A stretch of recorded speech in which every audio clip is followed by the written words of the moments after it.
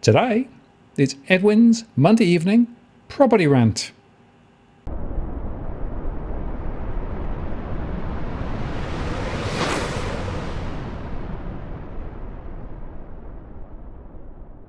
Hello again, it's Martin North from Digital Finance Analytics, well noticed post covering finance and property news. Edwin is back for another Monday evening rant. And Edwin, well, every week we say you can't make this shit up, but boy, you can't make this shit up, can you? You really can't, Martin. This is the part of our new segment, right? You can't make this shit up.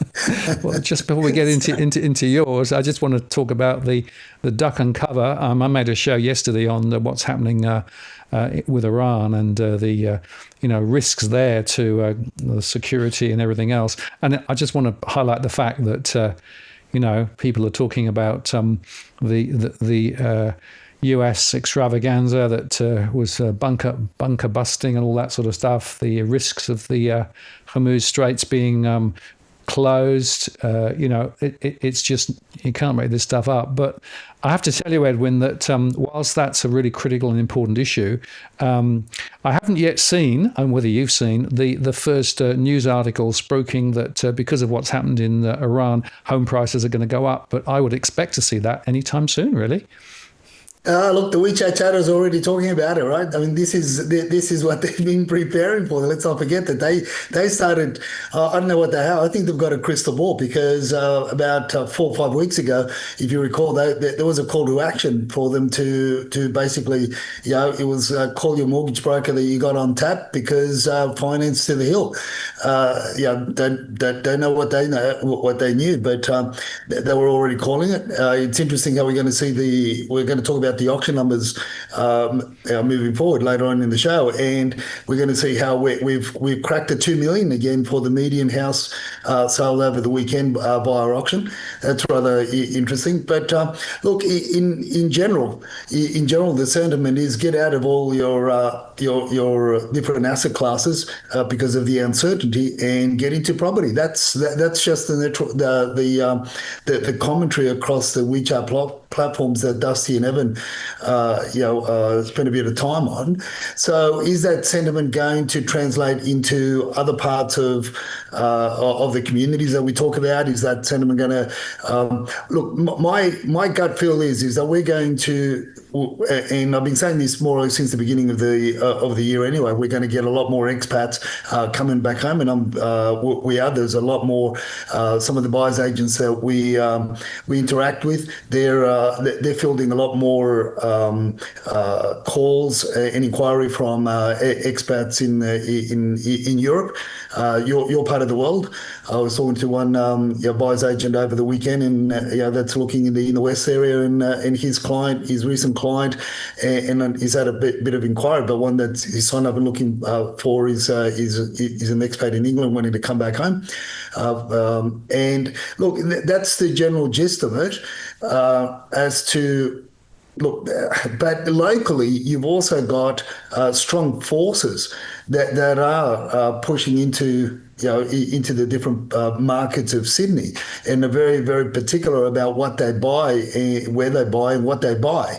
So it's going to be interesting, and that's a general wave that you and I have been discussing about, and also you've been picking up in your surveys with regards to the missus or the partners tugging onto the other partner's coattails and saying, hey, we can't live in your crypto, we can't live in your Bitcoin, we can't live in your gold bars or silver bars or whatever or chocolate bars. It's time to settle down. So I think with all this uncertainty, Martin, it goes back to my favorite position, and that is emotion. Emotion is going to make people buy, and emotion is going to make people sell. As to in which direction it's going to go, it's going to be determined by the numbers, and that's the sound basis or the foundation that I've been working on for the last 3-4 years. Yeah, I think that's a good foundation. Unfortunately, I see it all the time with people going and making property transaction decisions, as you say, based on emotion rather than actually doing the cold hard calculus, which I think is needed. But of course, the news articles spruik it too. This one was one I saw the other day saying popular spots where property sells fast, right? Greater Western Sydney neighbourhood is where you should be buying, evidently, because houses in St Mary's spend the least amount of time on the market at 33 days as at May. That's in line with the domain data. Similar to Campbelltown at 39 days, and wait for it, Mountain Druid at 42 days, and Marrickville, Sydenham and Petersham regions also are among the fastest to sell, speeding along at about 36 days, compared with 44 days at the same time a year ago. So there you go. According to Domain, there are hotspot pockets where you should be buying, and buy now. What I would say, of course, is that you've got to be a little bit careful where you do buy. Bear in mind this one here, high density and controversy for suburbs facing 18-story blocks. Guess what? Canterbury, Bankston, Wiley Park, Punchbowl, and a few other places. They're talking about 18-story developments in and around the transport hubs. I don't know whether the two topics there are linked, but I do think it's really interesting that, talking back to emotion, people actually are buying. They're not doing the work. They're not actually understanding what the planning rules are doing and what might be happening just down the road and how that could change the neighbourhood dramatically. So to my mind, again, unless you do the work, you're going to get really badly burnt, particularly now, particularly because, of course, the story is that interest rates are going to drop, et cetera, et cetera. Although actually, bearing in mind that what's happened over the weekend and the risks that could be arising from that, the talk, of course, is that we might see that prices at the petrol pump rise. We'll see about that. Not huge movements yet, but remember, we were at $55 for WTI. We're now at 76 US. And there is an expectation that, in fact, it could actually rise dramatically, especially if they do block the Straits of Hormuz. So there is, I think, real need to think again and just make sure that you know what you're really doing. And by the way, I've had, again, this last week, more people who've pulled back from auctions saying, no, I don't want to play that auction game anymore because of what we've been saying with regards to the well, they're not really bidding, but they are bidding, sort of thing. So there's some really interesting stuff going on. And again, I think it just is behoven on people to sort of take their time and do the work. But going back to you can't make this shit up segment, you had a doozy here, didn't you, with regards to what Matthew posted. Let's just put that one up because I thought that was quite interesting. How many social and affordable houses have Labor delivered in the last 3 years? Well, it's a nice round number. Well, 17 of the 55,000 that they'd promised in Canberra when they, I don't know. What do you make of that, Edwin? Well, it's rather interesting, right? And it ties in a way with what you mentioned earlier on with the suburbs that Domain have picked in that article. And if you look at the suburbs which Domain had picked in St Mary's, Mount Druitt, Campbelltown, we were talking about these ages ago, and we were saying how these are going to be hot areas moving forward. I mean, we were talking about that from early last year, and some of our clients that came through the FA were some of our followers and that they've done quite well. And these are the first time buyers. But we said that those areas were also going to be very because they were the areas that were sitting way below the million at a time, and now they're well, in some cases they're well past it. But yes, definitely people have to be very, very careful. So if we're waiting for the government to build anything anywhere, any state, city or township, we're going to be waiting a very, very long time. I mean, and this just shows how much the governments really hate us. They really hate us, and they really think not only do they hate us, but they think that we're stupid and we can't do the math. It's incredible. Yet they boast about it. But then it comes back to, as I said in my response to Matthew there, let's look at the positive side of things because. we're not all doomsaying. It's not a doomsaying commentary, a podcast, or a video that we do on the Monday evening property rant, right? It's not doomsay all the way. But look, let's look at the positive side of things, right? So you got to think about how many, looking at the bigger picture, how many think tanks, focus groups, and new departments were created to build those 17 townhouses. Come on, Martin. Come on. There is a survey of surveys that you need to do, and push it out to the government departments, and see how many departments, think tanks, focus groups now have been created. And then after that, when I posted that up, I've got some inquiry as to how they could apply to be a part of those think tanks, focus groups, and new departments. You've just got to call 1-800 and co realestate.com.au. So it's one of those, either reach them out on by email, website, or the 1-800 number. But that's what we're down to, Martin, and that's a reality. And look, I know we take the piss out of Albo and co real estate at the moment, but before it was ScoMo and partners, right? So it's no different. They're the same. Two wings of the same vulture. But like I said, Martin, it's quite amusing to see what they're doing and not doing, more to the point. But this is why you've got the areas where you once could be buying into these areas around the mid 500, 600, albeit an old housing commission style house that you could renovate and live within a shot of the central hubs, Parramatta, your Parramatta, and if you wanted to commute into the city, there's fast railway networks. So, but now, as I said, these suburbs have become $1 million suburbs on their own, and there's over the weekend I was counting 1,045 homes or listings on the domain portal that sat below the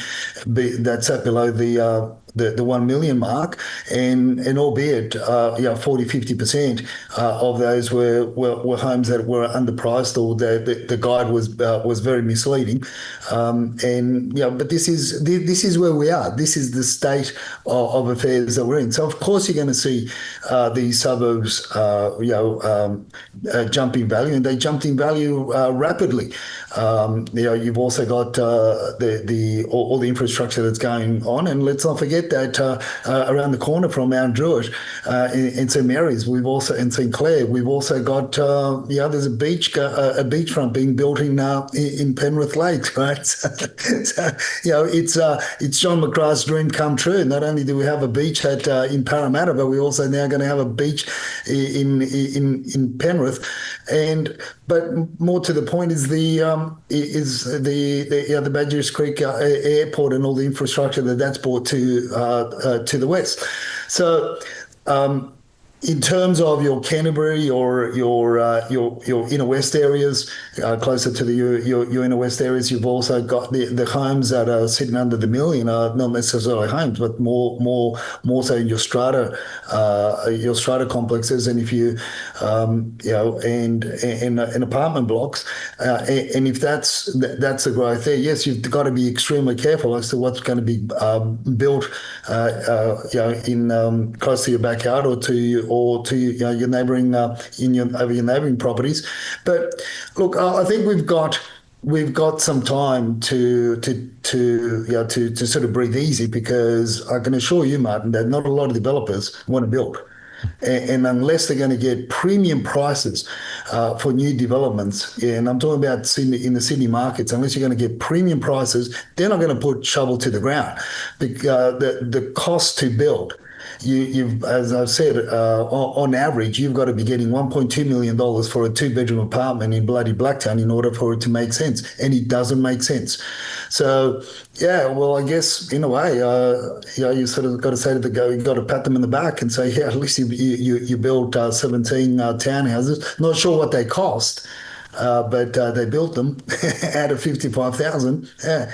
So do the math and let's see when they're going to build the next lot and how long that's going to take.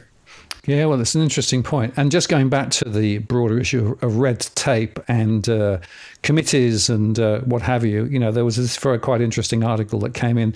Chalmers now saying, let's cut red tape to boost economy, right? This is from Shane Wright. Treasurer Jim Chalmers has admitted left-leaning governments are strangling their own good intentions with bureaucracy, arguing it's time to deliver supply-side solutions to problems ranging from housing to renewable energy. And it's fascinating because this talks about the book called Abundance, which argues progressives need to rethink their overly rules-based approach to making the change they want. And he thinks it's a bit of a wake-up call for the left of politics. The fascinating, it's talking about the productivity roundtable, which is now coming soon. But it is very interesting that the discussion seems to be saying, well, hang on a moment, are we actually strangling the very things that we are actually wanting to do? Supply-side economics focuses on reducing impediments to the production of goods and services, often by removing government interference or ownership.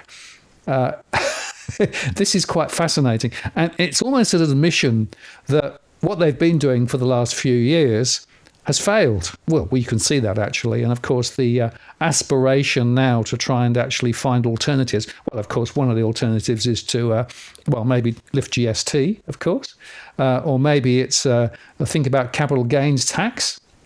And as somebody actually said, well, maybe this is also about the family home and thinking about whether you could be persuaded to pay land tax, effectively rent to the government forever on your main home. So, all of the things that probably a few months ago you'd have thought weren't on the table are on the table. And I would remind you about something else, Edwin, that I think is really, really important to understand, that, the bottom line is, and this wasn't discussed before the election, the government deficits are going to go higher and higher and higher and higher and higher. Nobody wanted to talk about that prior to the election, right? Despite the fact that I and a few others were raising some very significant questions. And now, of course, he's talking about the wider tax makeover and productivity improvements, etc., etc. The bottom line is we're spending too much as a set of governments relative to the income that we're generating from various sources. We're not actually imposing sufficient taxes on corporates. We're grabbing a greater and greater share of income tax from ordinary Australians. And the additional burden from all of these red tape processes that are just drowning everybody. You mentioned the higher costs of construction. It's all coming through now. I mean, you can see it. You can see it absolutely all around you. And again, I've had some conversations this last week with people in the building and construction sector who've given up building homes. Guess what? They're now only doing government contracts. Yeah, and this is what we've been saying for a while, and this is why we've lost a lot of people in the residential sector of construction and renovation. This is why costs are going through the roof, and also this is why in part the developers don't want to build anything that demands greater attention because of the red tape and the policy. Look at the government policies around construction, around the property industry, around the real estate industry in Victoria. And there is your the litmus test that's failed. That's showing red. And now there are calls from different bodies for the governments to ease a lot of the policies. Look.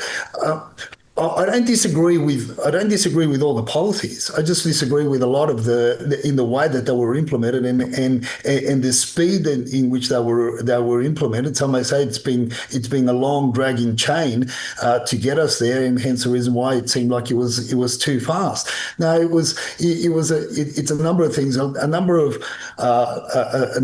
levers that were pulled that shouldn't have been pulled or should have been eased a long time ago, should be paused, and and they just threw it all. It was like throwing a whole box of Legos into a kindergarten class and expecting them to build a harbour bridge out of Lego blocks without giving them any instructions. You're just going to end up with a great big mess, and people not knowing what they're doing, and a lot of the government departments don't know what they're doing as well, and these new bodies and think tanks that they've never been involved in the sectors and wouldn't know what to do, but they come up with all sorts of fanciful ideas. Like I say to a lot of people, I've said over the years, for decades, to many of my colleagues, it all looks great on glossy brochures. It all looks, and this is from our assisting buyers point of view now. And so look, property looks great on the internet, looks great on the videos that you see that they post, and they look great on the glossy brochures that the agent gives you. But it's not until you get under the house or in the roof cavity that you find out and you truly see what it has or it doesn't have, or how much it's going to cost you moving in months down the future, if not weeks. So this is all these innovations, government innovations that the Labor government have tried. Look, unfortunately, as I said, most have been failures, most have failed, and if we're going to walk it through, and if they think that there's a light at the end of the tunnel, this is going to be one bloody long tunnel. Let me assure you, Martin. As I said, and the more that they knuckle down down in Melbourne on basically pressing against the investing community, or those that invest in property in order to. There are those that invest in crypto. There are those that invest in Bitcoin, in gold, in silver, and stocks and whatever. And there are those that feel comfortable and feel safe investing in property. So, but the more you stop them, or the more stopples you put in place, the more obstacles and everything that you put in place. Well, this is what you're going to have. So it's going to be a long path, a long tunnel before they truly see any light down there, based on the things. Like I said, it's not a number of the policies that I am in favour of is in relation to upgrading a lot of the investment properties. I mean, that's pretty much across the board now in all states, in all the main states. New South Wales has sort of been lagging in a lot of that, but that's not bad. That's got to we've got to have things in place in order to protect the tenants, because at the end of the day, it's also a commercial enterprise that you've been taking. If you're an investor, you've taken up a commercial enterprise, and therefore you can't rely on it's okay for me, it'll be okay for my renter. No, they've got to. There are a lot of things at play, and people have got to be careful moving forward, navigating through this the new policy changes, and these and it's warranted in the cases of safety, health, and everything else underneath that is warranted. But in the way that it got brought in and got thrown in, and then they added the reduction in or the termination of gas appliances and this and that and everything else that got thrown into the mix. But strangely enough, funnily enough, the biggest migrant. The biggest, most of the migrant pool that look for these sort of services when they're renting before they buy. Anyway, they're very fond of cooking with gas and gas heating and the like. So it's crazy. It's just people, as I said, people not knowing what they're doing. Policies on the run, thinking that they're going to solve a problem, but in actual fact, all they're doing, in the majority, is just appeasing the minds of those with a loud voice on social media and any other platform. Absolutely. Well, it is a very interesting time, and I'm afraid there's a time of great uncertainty from all sorts of perspectives. But I'm expecting more articles saying, property is the way to go. Now, it's interesting, there are other people taking quite big bets on the future of the property industry. And you've had the opportunity to look at one in particular, which is quite an interesting discussion about India. Yeah, look, if you can't beat them, you got to join them, right? So, look, well, this is this caught my attention. The fact that Charles Tarby is going to setting up the process of setting up Century 21 in India, which is going to be massive. I had the opportunity to talk to Charles this afternoon. As a matter of fact, I was talking to him. It was catch up is long time coming, and we're going to catch up later in the week. And I'm going to hear more as to what he has to say about the Indian market. But in general terms, Martin, this is what the silent tigers have been telling us for over close to 18 months to 2 years almost, that they've been telling us as to what's been happening with the property market over in India. And look, in essence, the Indian property bubble has only just started to be inflated. So it's got we don't know how long it's going to run, but Charles certainly sees a great opportunity there, and he believes that it's going to be a greater market for the Century 21 brand than the Australasian market, because he's the head of the Australasian Century 21 brand, and India is a big step for him. So he's very keen. He's very enthusiastic about it. He's going to tell me more as when we meet later on in the week, as I said. So look. From my travels into Vietnam, into other Asian countries, and talking to real estate agencies and people in those areas that are involved in the property industry and the construction and building in different parts of Asia. The biggest problem that they have is they run real estate offices in their own right, but the biggest problem they have is security and the system that could control, give them better control of the rentals, because what they're looking for is obviously expats that have gone abroad, like the Indian community that have come to Australia, that have gone to Canada, that have gone to America, India, and other parts of the world. They want to buy back into those markets. Now, I came across this phenomenon when I was spent a bit of time 5-6 years ago over in Vietnam, and this is where I was actually talking to another franchise group. We were looking at setting up an office in Vietnam for that same reason. And that was one of the reasons why I was meeting with developers and builders over in Vietnam with some of my Vietnamese colleagues. We went over there and we were talking both to the head office here in Australia and also people over there to set up and this is before the Vietnamese market started taking off. 2018, 2019, we were there, and we were looking at how it was going to be breaking ground. And the main thing there was, Martin, the fact one of the biggest concerns for obviously people, that Vietnamese community that live here, that wanted to buy back into Vietnam because they can afford it, and wanted to have a holiday destination, a place where they could go and stay, and at the end of the year, and it can be rented out for part of the year, and then they occupy it when they go back home and spend time there with the family. But the biggest problem is that there's no real controls like we have here.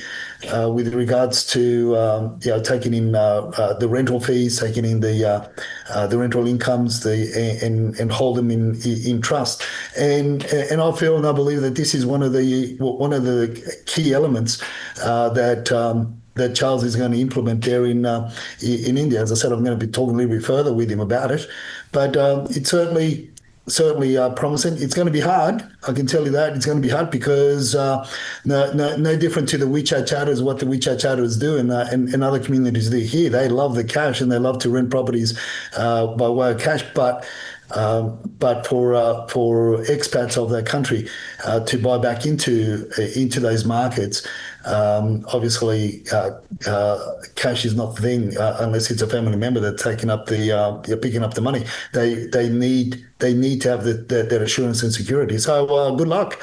So yeah, that's another. See, that's two positive stories and things that we've shared already, Martin. I mean, we're on a roll here. Absolutely. And I'd make one other quick point, and of course, this allows the movement of people to and from India. And just think about the math here. You know, what's the population of India? What's the population of Australia? Which way will the flow actually have a greater impact? And the answer is we're going to see, I think, continued interest in the Australian property market, and having a foot in both camps will probably facilitate that. Which is what we've been saying, and we've been saying for a while, because since we've started bringing in the silent tigers into our discussions, and this is the flow and effect. Again, 12 months ago, you and I were talking about the legal side of things. So it's all married together. It is all married together. So look, now, one of the things, one of the things, again, because we need to make a very positive segment tonight. Some have been complaining that we're too negative. So the other positive thing that I can come to think of, Martin, is that we are going to have a lot of in the Indian community here, which is a great thing. So you think of it this way: we are going to be providing IT support from Australia back to India, to the offices, I mean, how good is that? I mean, who'd have thought, right? Who would have thought we're going to have potentially we could even have people like JT from Quakers Hill Ray White. Maybe we can set up over there, and we could have our mate Tom go over there as well and teach him how to how to price it low and watch it go.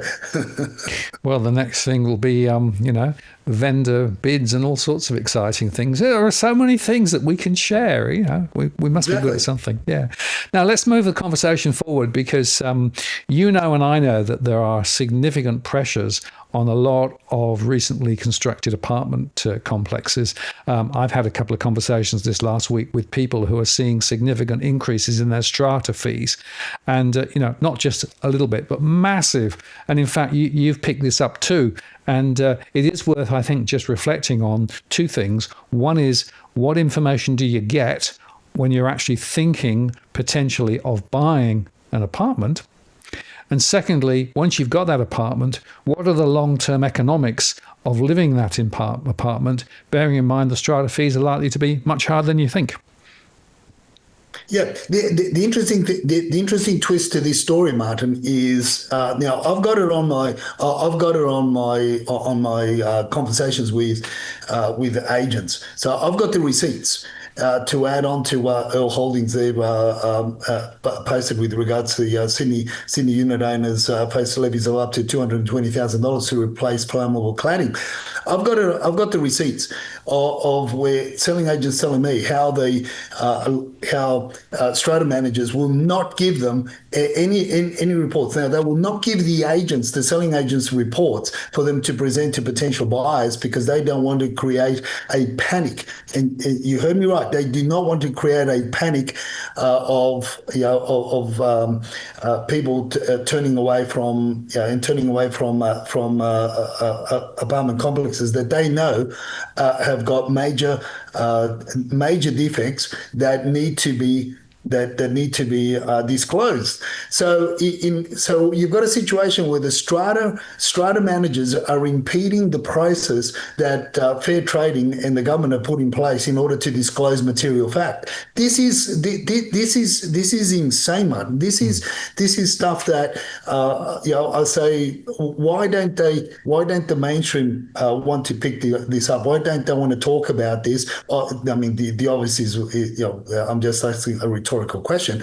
But this is what I have, and it's perhaps because of my involvement and my calling the industry out from back in the early 2000s. I know what goes on. I know what gets hidden, and I know a lot of the faults that have only just been come to surface now with strata companies, certain strata companies that we won't name, won't mention their name. We knew the issues, and I used to go toe to toe when I was running the property management team. Back in the mid 2000s, I'd go toe to toe, and I would call them out then. And it took almost 2 decades, 1.5 decades for it all to come to light that they were getting backhanders from insurance companies, tradespeople, and everybody else. And this is alarming.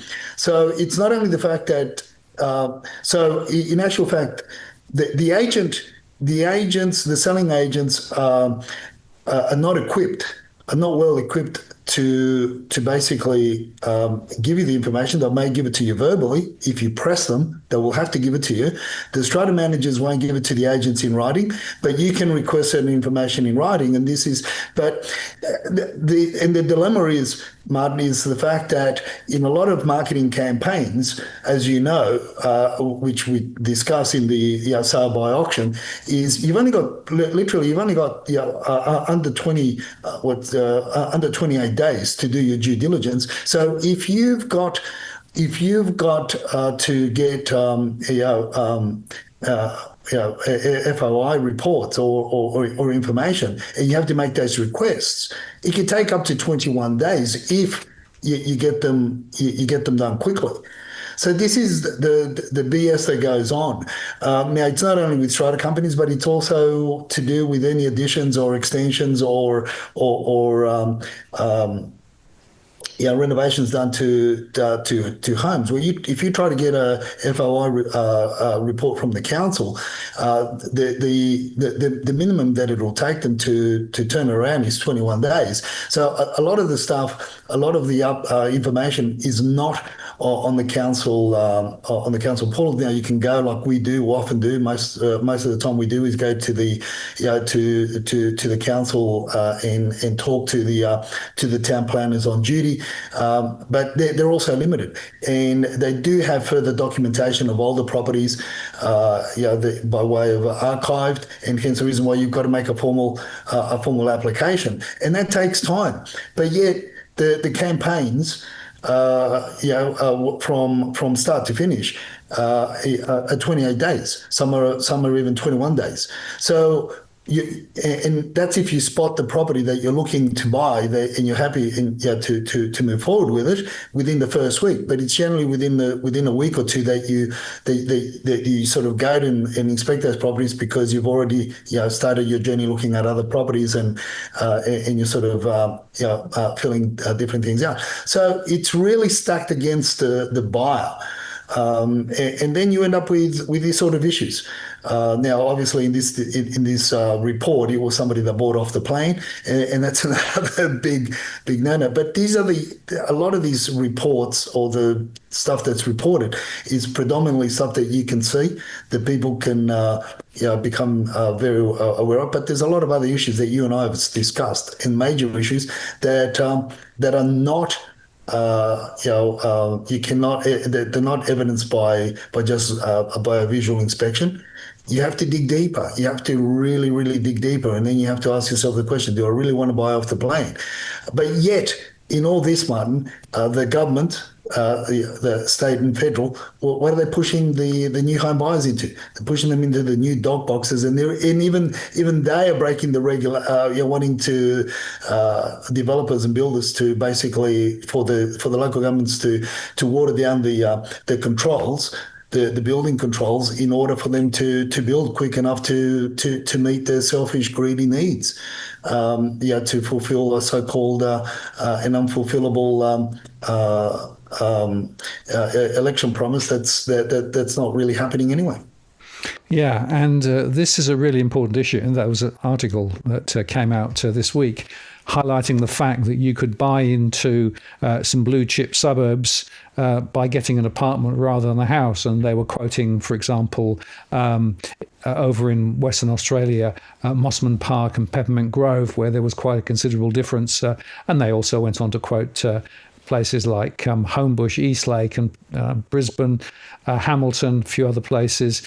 What this doesn't say, though, is what are you actually buying into when you actually buy an apartment? Right? What risks are you actually entering into? And very importantly, what will be the strata fees going forward? There is no linkage between the high level spruiking that you see in these sorts of articles and reality, because they're only giving half the story. They're not actually taking account of the reality of living in many of these apartment buildings. Now, I'm sure there are some well-built apartment buildings that people are very happy with, and their strata fees have only gone up by inflation or maybe less than inflation. But unfortunately, I know, and you know, that there are considerably more who actually have got significant issues. And we know from recent research that a bulk of property in the apartment sector in Sydney recently is probably defective. It might be minor defects, or it might be majorly defective. But we're only getting half the story. And now, if you're trying to buy an apartment, you're going to trip over hurdles that will mean that you will be buying blind. And I find this really disconcerting, bearing in mind that we want people to make good decisions based on good information. Well, what do you do if you can't get the information? Do you just walk away and say, well, I'm not going to go there then? Or do you say, okay, well, I'm going to take the risk? Because I've had a couple of conversations this last week with people who took the risk, and then 6 months to a year later, they wish they hadn't taken the risk because suddenly all of the rubbish comes out the woodwork. And this is, and I've had real estate agents that have got so enthusiastic about buying themselves in developments that they've sold off the plane, and they've come afterwards come to me and asked me if I could help them to offload the lemons that they bought. This is nobody's immune from it, Martin, but this is the whole thing. Look, if I really encourage people that are watching the show and follow us to go to my post on this on the Pavlova Apartments post that I did earlier today, and look at read what David Bull writes underneath the in the comments underneath my post. He's currently working in a building in Sydney, and he's watching it. He's watching, in his comments, he's literally watching the defects get covered up as the complex is being built. Now, I've shared early in the year about a complex in the Upper North Shore with a shopping centre underneath, where the apartments are close to 1.7 million dollars for your two bedders plus a study, and I was talking to the plumbers. That were doing the contract there, and they were showing me the defects on the phone of the things, and how many defects were being covered up, and how the developers were also had earmarked 2 or 3 out of the many apartments that were being built there to show the inspectors, or so 5 of the apartments that would be built there, they were going to show the inspectors, and they were going to keep them away from the rest, because if they see any other than the 5 that they were going to show them, they'll get a stop work order slapped on the building, and the shit will hit the fan, because it's already failed in many other areas. So this is what you've got in slow motion, Martin, and yet the governments. State and federal governments are pushing new home buyers into these dog boxes, and people have got, unfortunately, they race out and they make these decisions without doing the proper due diligence, without understanding or knowing what to do in the first place, and it's the fear of missing out. And this is why we've got the another story in 4 slides segment that we've introduced to keep our followers and viewers entertained. And the first one is from REB that says nearly half of the first-time buyers regret their purchase, mainly due to overpaying, low savings, or buying at auctions. As single buyers face even greater hurdles entering the market, and that's referencing again I'm not sure whether it was a townhouse or a small house. It was down in Melbourne, but in general terms, this is what you see, because a lot of these regrets from first-time buyers, around the auctions and that in your strata complexes. Yeah, and the fascinating thing about these slides, we might just go through the 4 and then talk about them, is they really are encapsulating some very important points. The second one here from Crystal is saying, "Dear boomers, you are the most hated generation of our time. You are blamed for climate change, cost of living, and mental health problems. Gen Zs can't wait for you to die." So there is this intergenerational pressure and tension. I'm afraid it's more complex than this, but that's a really important point. And another one, of course, is the shock of Sydney's new poor, parents washing their kids at public bathrooms before sending them to school, white collar workers sleeping in cars. But how good are the property prices? And that unfortunately is is part of the story. And then this one here: all wind farms have been turned off in South Australia due to it being too windy. So you can sort of stand back and hang on a moment. So we've got these intergenerational pressures. We've got a lot of people who have bought in and are regretting it. You've got a power system that is unreliable, and particularly when it's windy. And by the way, of course, going right back to the top of the show, the Straits of Hormuz, if they're closed, that means that the price of LNG will continue to rise. The electricity prices in Australia are directly linked to the international LNG prices, so that means higher power prices as well. So at the end of the day, it is horrendous to try and sort of tease these things out. And going right back to the boomers story, I want to put this up. So this actually is some work done from the Association of Superannuation Funds of Australia, showing a homeowner couple retiring today requires, wait for it, $73,875 a year in retirement for a comfortable living. A single homeowner, $52,382. Oh, by the way, that means that you need a superannuation fund of about $690,000, $700,000, I think. But the other side of it here is that you can see some interesting information that some of the people on income support are lucky if they get 15, 18, 20,000. So there's this massive mismatch across the generations. And I don't know how many people who are actually approaching retirement or into retirement sees it anything like $73,875. My modeling would suggest a lot don't. But it just shows you that we've got this huge contention between different generations. And why have we got these contentions? Well, this is back to bad policy that we've been highlighting. The policies from the governments over the last 2 generations have created this massive pressure on people buying, massive pressure on intergenerational contention, massive pressure in terms of the poor, particularly the young people there, as we saw with the new poor, the white collar workers, and of course the bad energy policy too. It all comes back. Government did this. And this is the crazy thing. We keep on voting these bastards back in, right? I'm not just talking about the Labor Party, but I'm just talking about people that can't lay straight when they go to bed.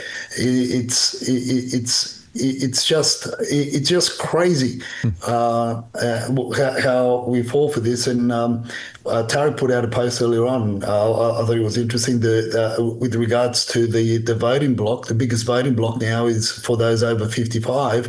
The young people that are wanting to get into housing that continue to go, with a woke agenda, are now in the minority. So it's going to be interesting moving forward. But then again, what other choices do we?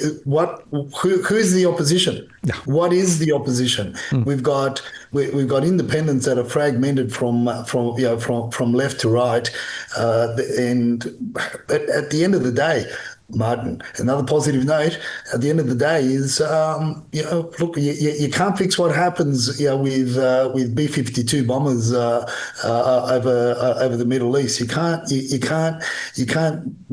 change things there. You can't change how the US politics move. We can't change how what Alba has for breakfast, lunch, or dinner, or what time he starts work or doesn't work or whatever he does, or what he buys. We can't control what Chris Mings does. With regards to with his policies, state policies, or the local governments for that matter. We can just have a rant on social media at best and hope that somebody's listening. But look, what we can do is, like I said, we've been saying we can hustle. As 2025 for us was the year to hustle. You really got to hustle.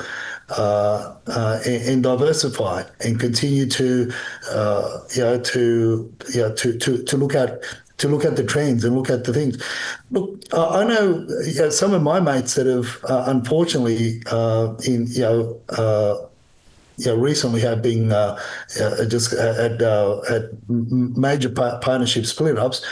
And they were down in the doldrums, but now they were white collar workers beforehand, and it all went to shit. Now they're mowing lawns and enjoying life and making a killing because nobody else wants to mow lawns. There's not a lot of people that want to mow lawns. Our clients and ourselves, we're looking for people that would, for cleaning companies that would be consistent and reliable. But nobody wants to clean short of, how much cleaners are getting, Martin? Good cleaners, they're getting from $50 to $60 an hour. That's what they're getting. But there's a lot of people. There's a lot of people that don't, that don't want to make those changes and those transitions. A lot of people have made money out of out of thin air through your crypto and your crypto coins and everything else. But there's as I said, you've just got to pick yourself up, dust yourself off, and look around. Now. The trend is going to stay with us for a while. That there's going to be a lot of areas in the construction sector, in those areas of construction that are going to be in need of people and of a labour force. Where we work with a general hand. He's in his late 50s, but he's a champion. He is an absolute champion. You don't have to supervise him for long periods of time. You just have to show him what to do. I've been training him for 2 years now, and you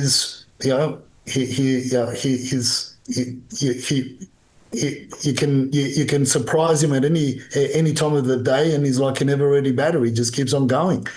But a lot of the young people just don't have that aptitude.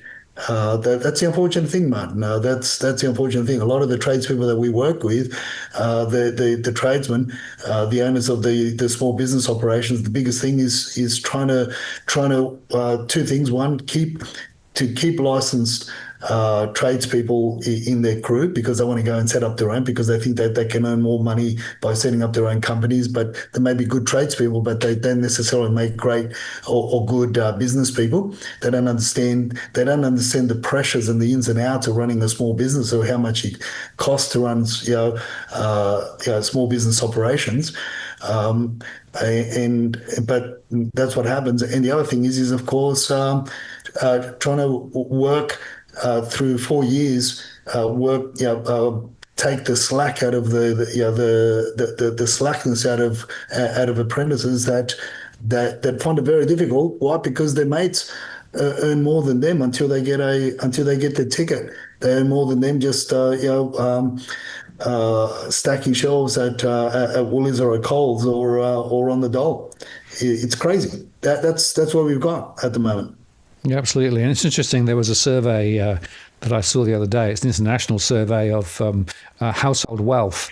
And household wealth in Australia, we're right up the top of the list. Not right at the top, but in the first 10. And when you actually look at the analysis, bulk of it is actually superannuation, a little bit, stocks and shares, a little bit, but housing. The bulk of it is the value of housing. And now, of course, we know that the value of housing is not equally shared across all Australians.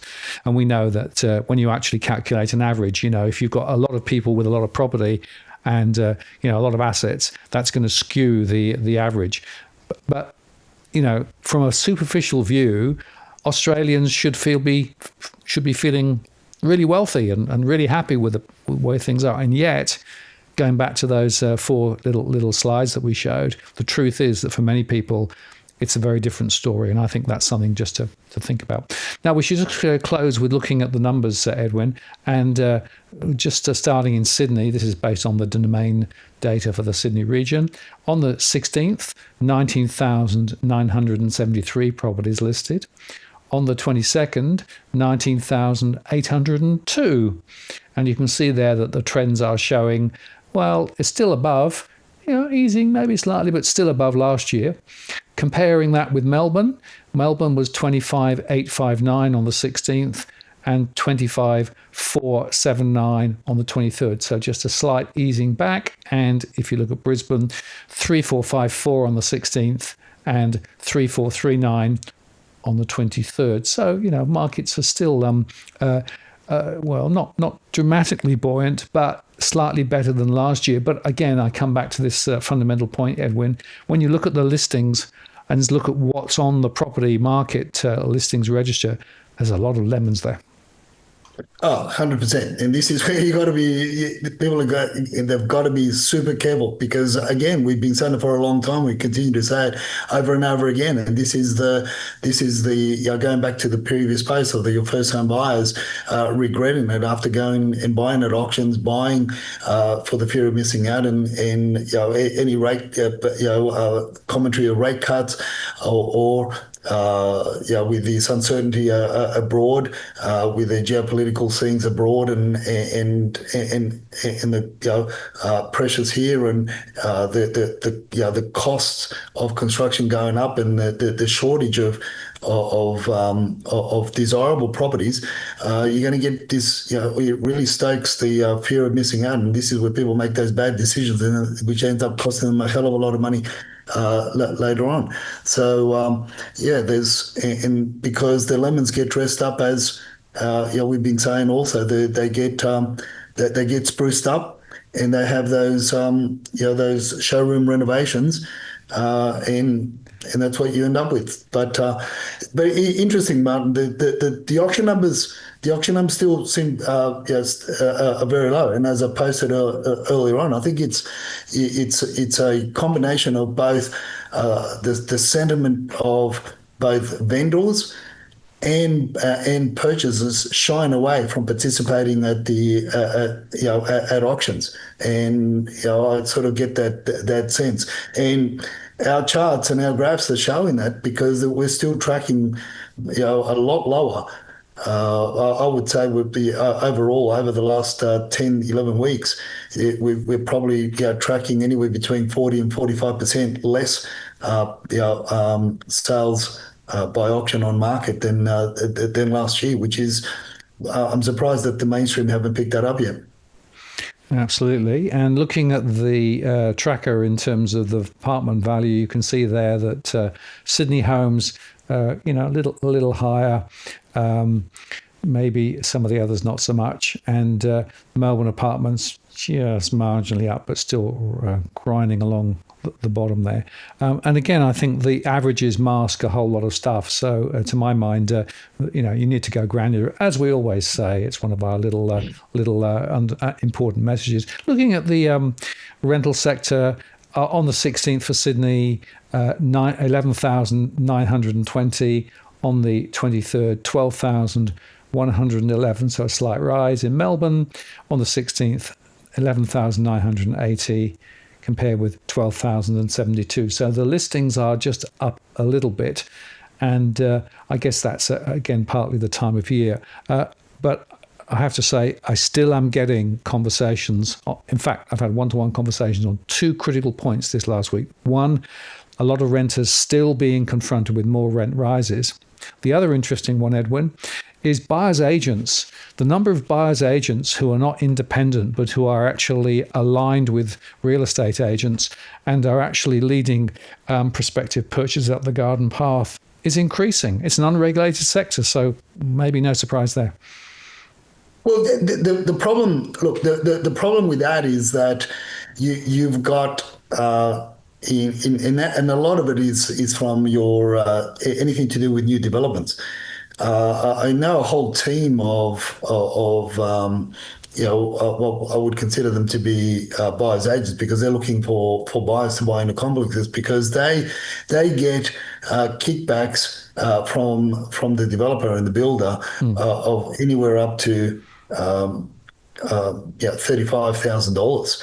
And the licensee in charge that manages that group, it's an Asian group that manages that group, is he gets 15,000 on top of that. So it's their clients that end up paying the tab. And look, obviously we're in an industry where we've got to build bridges, and I get along with a lot of selling agents, and I obviously I would be looked at, myself and my team in many parts of Sydney are looked at favourably when we've got potential buyers for their properties. And hey, that's something that we've developed over the years, and that's one of our strengths. But it doesn't mean that we give the agent a kickback. It's by way of the relationship that we built over the years, and the information that we can get, that we're able to either be first cab off the rank, to have a chance of buying a property on behalf of our clients. That's what the relationship has done. But when you cross the line of sharing commissions, that is the big no-no. And yeah, so look, a lot of these the so-called new tier of buyers advocates or buyers agents are predominantly with new developments. Predominantly those that are selling into new developments, because they get a kickback from both sides, which is then you're not really looking after the best interest of your client. I mean, because of the simple fact that it's no longer at arm's length transaction, and it is against the law. You can't be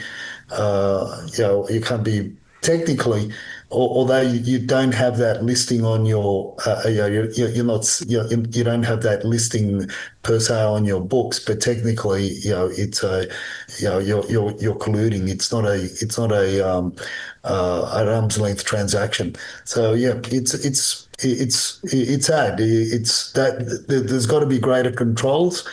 But they're still finding it difficult to control underquoting, Martin. I know. This is something new to the mix, and also you've got the NCBs, the non-committed buyers. That's another migraine that we've been talking about, and we've been reporting on, and we've been shouting from the rooftops. But again, the regulators, where are they? Where are they? They don't have the manpower. That's the sad part. Yeah, and just on that, tomorrow, Veronica Morgan is coming back onto the live show for Tuesday evening, and we're going to cover the Hitchhiker's Guide to the buyer's agent, because this is something which is really, really important for people to understand. That the bottom line is, at the moment, a lot of people have no idea what they're getting into, and unfortunately are taking advice from people who are not as independent or as objective as you might think. So that's an important show to think about tomorrow. And you can come on live and ask a question with Veronica, who of course is very much focused on trying to lift the education of buyer's agents, and also lift education in the community about what the buyer's agent is actually doing and how they work. So it should be an interesting. You need to tell Veronica to disassociate herself from the New South Wales Real Estate Institute, Martin, and then maybe she'll have a better shot at lifting the education. As they say, the fish rots from the head. So. That's a good point. Now, talking about rotting from the head, here's a real showstopper to end the show with, Edwin. It's your tip of the week, and it's a scary thought, actually. Well, look, you can play the video with regards to what's happening with the EVs over in China, and this is what Dusty and Evan have been sharing with me over the last week. And this is really because of taking a king. This is the EV, the Evergrande of the EV industry, part 2 segment that we shared a while back. And this is what's happening. Spontaneous combustion across many parts of China. You've got EVs, catching on fire in charging stations. And I guess because of the show and the rant and what we're all about in the property is looking at how these Chinese-made EVs that are being imported into Australia, how they could affect our landscape, our property landscape, and also from a greater perspective, any other, the more the more EVs we have, the more charging stations we need to have, and obviously if you're going to shut off the wind turbines and everything else, you got to replace that the power into the electricity grid in order to sustain it. But the dangers of it and what's happening, I saw a couple of other videos other than this one as well, and which focused on the fires, the spontaneous combustion of the batteries in high-rise developments over in China, and the issues and the problems that they were creating. But so basically, what they're saying there is do not park your car next to an EV. And if you live in an apartment complex, that you got to be extra careful, because they are. A lot of these fires are, as I said, from spontaneous combustion. A number of them is also from minor accidents and bumps that they've had, and the owners aren't aware of that. That it's created an issue in the circuit boards, and that issue just is amplified over time because they're not aware of it. Martin, this is what they're showing. Obviously, a lot of these videos, they get posted on the social media platforms over in the mainland China. They get taken down quick, smart from because of the controls that they have there. And unfortunately, we're getting inundated with a lot of BYDs, and this is where most of the problem. There is another brand as well that they're pushing, but.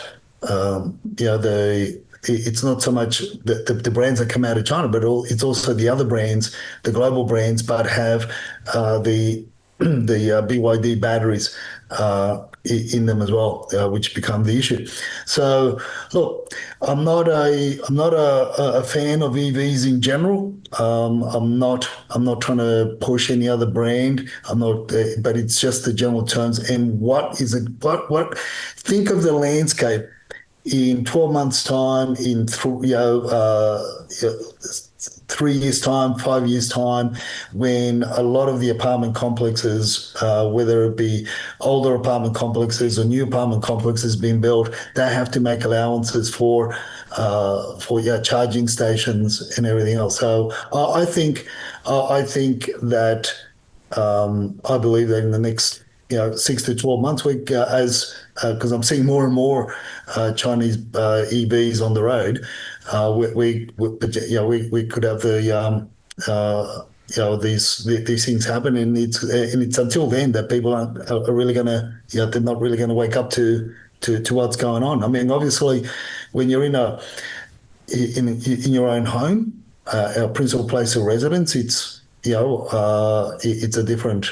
It's a different story. It's a different, can have a different perspective. But I guess the two main points are, the concerns over the EVs in parking stations or in high-rise development complexes in the basement car parks, and secondly, what they're saying also was if you just can't get away with having small bumps with EVs without and thinking, oh yeah, nothing happened. It's only a minor scratch. You've got to really get it checked out. Yeah, I think it's a very important point you're making there. When we don't know the full story, of course, but the number of conflagrations do seem to be rising. And as you say, if it's in the basement, that's a problem. If you've got lots of other cars and everything and people living above. And the more important one, I think, is this accident one, where effectively you have even low-speed collisions can create problems too. So, yeah, very important to keep an eye on it. And as a tip for 2025, I think it's really important. Edwin, thank you very much. A very important conversation once again this evening. I'll look forward to doing it all again next week, and God only knows where we'll be by then. But I'm sure we'll have another conversation nevertheless, and I'm sure it'll be worthwhile. So thank you very much. The conversations are always worthwhile, Martin. And today's we had four positive points. Next week, I'm hoping that we'll have 5. I'll hold you to that. We'll see you there, Edwin. Take care.